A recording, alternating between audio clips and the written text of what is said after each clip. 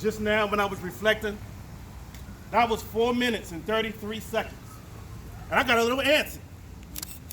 I mean, I couldn't believe that I couldn't stand still for 4 minutes and 33 seconds.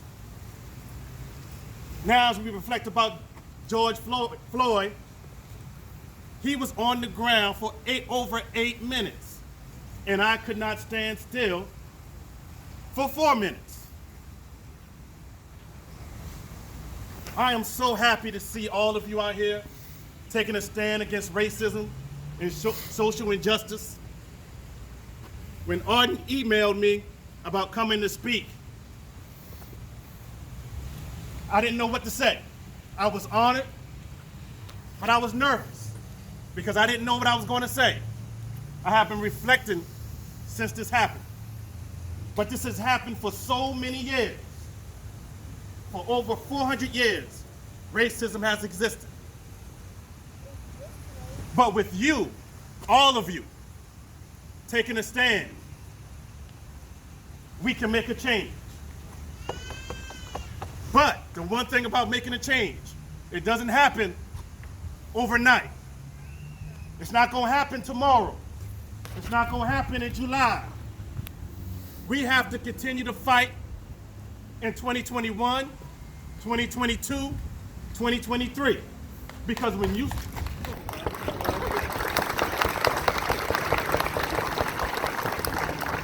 Because right now, everybody supports the Black Lives Matter movement. What happens when we start going back to work? What happens when we go on vacation? What happens when we go out to eat? Will it continue? I love to see so many kids out here supporting this event because your voice matters. You are the future.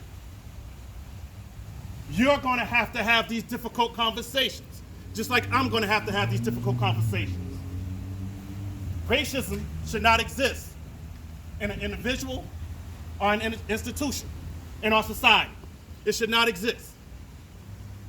Now is the time to have these difficult conversations. And it's going to be hard.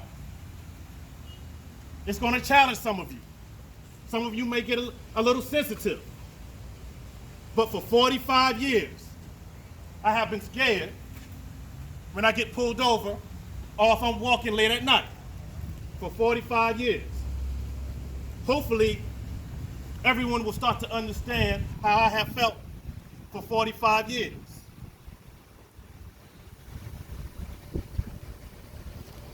But there are some steps that we have to take. We can protest, but if we don't do certain things, it doesn't matter. One, we have to make sure that we hold the police accountable. We have to make sure, I believe, that police should take cultural sensitivity training. We should also, police should have to take use of force training. But it doesn't stop there. Even as an educator, we have to do certain things at home and inside our schools. One of the things that I think we should do at schools, or any type of educational environment, one is culturally relevant teaching. We have to talk to our students. We have to treat all students the same, and we have to listen.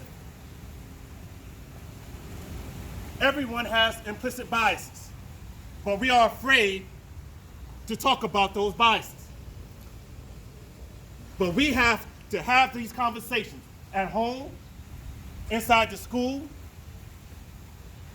and that's how we can make change.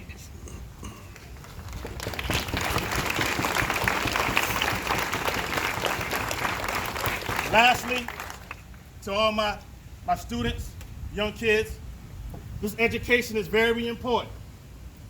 Do not take it for granted. Right now, you have been out of school for a long time. It is time for you to step to the plate. It's time for you to start to read, start to listen. When it's time to go further in your education, I'm gonna tell you something. I'm so proud of these kids up here with me and the things that they have accomplished.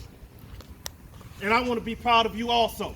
The little ones right now, when you come to Independence, if I'm there, or if you go to Northeast, Albemarle Road, any school, do not take this education for granted. All my Independence alumni or people that go to Independence, I'm proud of you. I'm so happy to see some of you out here. Anytime you need something, feel free to call us, email us. We are there. Again, this is a special moment for me. Love to see all of the different races out here, age groups. Please make sure that we do not stop the fight. Don't stop the fight. That's the main thing I can say. Thank you very much.